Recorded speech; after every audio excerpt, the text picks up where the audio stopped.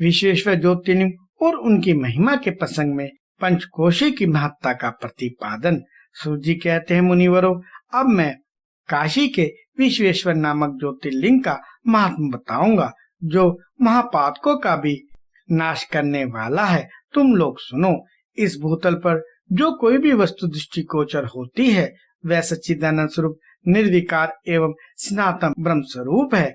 अपने कैवल्य अद्वैत भाव में ही रमने वाले उन अद्वितीय परमात्मा में कभी एक से दो हो जाने की इच्छा जागृत हुई, फिर वे ही परमात्मा सगुण रूप में प्रकट हो शिव कहलाए। वे शिवी पुरुष और स्त्री दो रूपों में प्रकट हो गए। उनमें जो पुरुष था उसका शिव नाम हुआ, और जो स्त्री हुई उसे शक्ति कहते हैं। उन चिदानंद स्वरूप शिव और शक्ति ने स्वयं अदृश्य रहकर स्वभाव से ही दो चेतन प्रकृति और पुरुष की सृष्टि की। मुनिवर उन दोनों माता पिताओं को उस समय सामने न देखकर वे दोनों प्रकृति और पुरुष महान संशय में पड़ गए। उस समय निर्गुण परमात्मा से आकाशवाणी प्रकट हुई, तुम दोनों को तपस्या करनी चाहिए, फिर तुमसे पर उत्तम सृष्टि का विस्तार होगा। ये प्रकृति और पुरुष बोले, प्रभु शिव, तपस्या के लिए तो कोई स्थान है ही नहीं, फिर हम दोनों इस समय कहाँ स्थित होकर आपकी आज्ञा के अनुसार तप करें।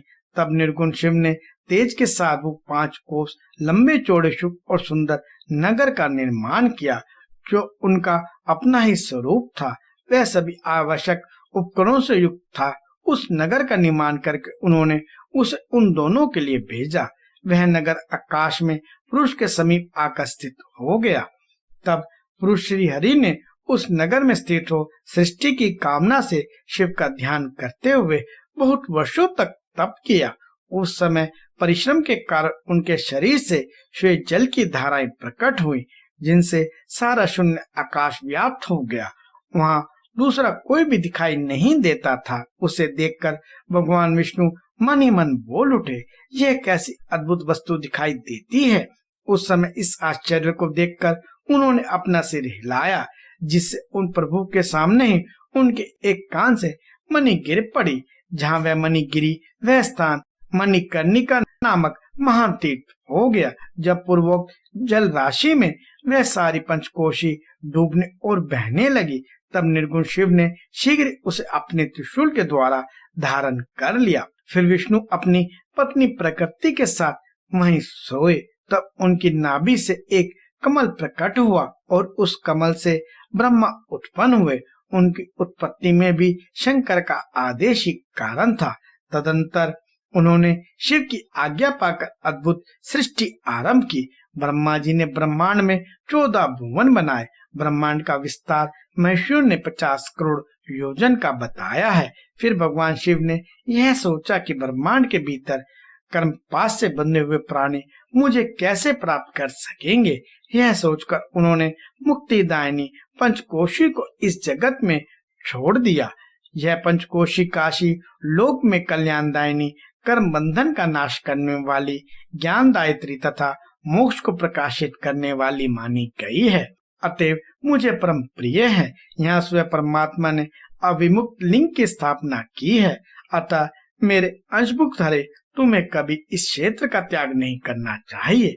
ऐसा कहकर भगवान हर ने काशीपुरी को स्वयं अपने त्रिशूल से उतार कर मर्त्य लोक की जगत में छोड़ दिया।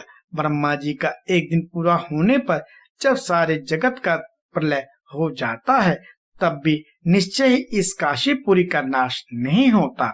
उस समय भगवान शिव इसे त्रिशूल पर धारण कर लेते हैं, और जब ब्रह्मा द्वारा पुनः नई सृष्टि की जाती है, तब इसे फिर से इस भूतल पर स्थापित कर देते हैं। कर्मों का कर्षण करने से ही इस पुरी को काशी कहते हैं। काशी में अभिमुक्तेश्वर लिंग सदा विराजमान रहता है।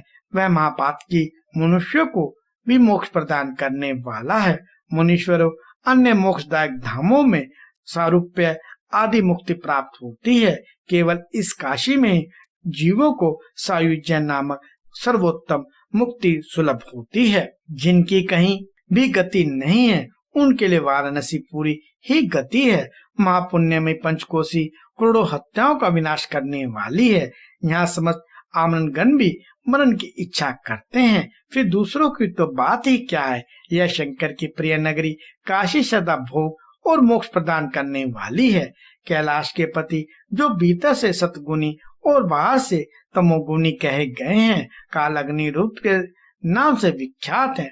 वे निर्गुण होते हुए भी सगुण रूप में प्रकट हुए शिव हैं। उन्होंने बारंबार प्रणाम करके निर्गुण शिव से इस प्रकार कहा। रुद्र बोले, विश्वनाथ महेश्वर, मैं आपका ही हूँ, इसमें संशय नहीं है। महादेव, मुझे आत्मजर पर कृपा कीजिए। जगतपते, लोकहित की कामना से आपको सदा यहीं रहना चाहिए। जगन्नाथ, मैं आपसे प्रार्थना करता हूँ, आप यहाँ रहकर जीवों का उद्धार करें। सूत जी कहते हैं, तदंतर मन और इंद्रियों को वश में रखने वाले अविमुक्त ने भी शंकर से बारंबार प्रार्थना करके नेत्रों से आंसू बहाते हुए प्रसन्नता पूर्वक उनसे कहा। अविमुक्त बोले, काल रूपी रोग के सुंदर औषध देवादि देव महादेव, आप वास्तव में तीनों लोकों के स्वामी तथा ब्रह्मा और विष्णु आदि के द्वारा भी सेवनीय हैं।